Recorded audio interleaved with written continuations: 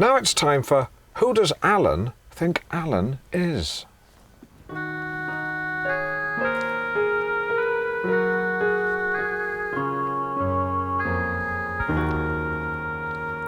do you think you are?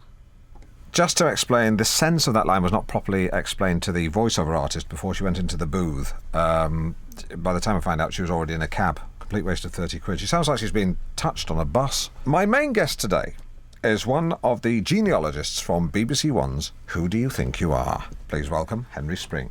Hello. Our journey begins with your great-grandmother, Annie Partridge. Do you remember her? I do, Granny Annie. She died when I was a toddler. She used to make me chucky egg. Egg and butter chopped up in a bowl. You can add that to your files. Send it to the boys at WDYTYAHQ. Who do you think you are, headquarters? Well, like many women of her time, she was a stay-at-home mum, wasn't she? She was unemployed, yes. But what you might not know is that if we delve one generation further back, we find she had an aunt who lived quite near here, so that would have been your great-great-aunt. It's fascinating. Please tell me more.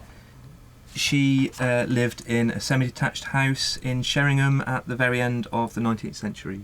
That must have been one of the first semi-detached houses in Norfolk. Not in Norfolk, but it may have been one of the first in Sheringham. But that's still fascinating. It sends a shiver down your spine. Do you want me to get you up? Rest in peace. Great-great-great-aunt. What's her name? We don't know, we just have the initial E. Rest in peace. Mrs. E. Was she married? We don't know that either. Well, rest in peace. E. Partridge. What was the joke you were going to do? I was just going to say, shall I go and get you a hot water bottle when you said you had a children in your spine? Oh, yeah. No, that's good, yeah. I think I was right to stop you there. Oh, yeah. Henry, I'm right, am I not, that my distant relative was involved in perhaps one of the most important pieces of town planning that Norwich has ever seen? Well, he worked in the Office of Town Planner. Changing what was Deering Square into what is now Deering Lane. They effectively made it a thoroughfare, yes. I mean, it's amazing. I mean, the number of times I've parked on that road. Never knew.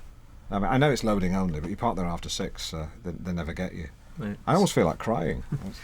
Certainly made getting into the centre of town that bit more straightforward. And the rest. If it weren't for Deering Lane, you'd have to come in on the ring road.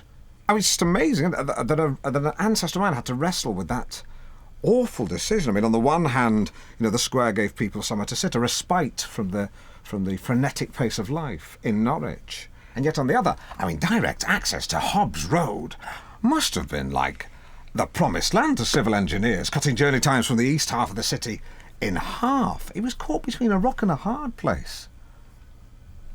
It must have been ruddy hard. I sent a shiver down my spine. Another one. That's the second one in half an hour. I almost feel like I should get a hot water bottle to reheat my spine.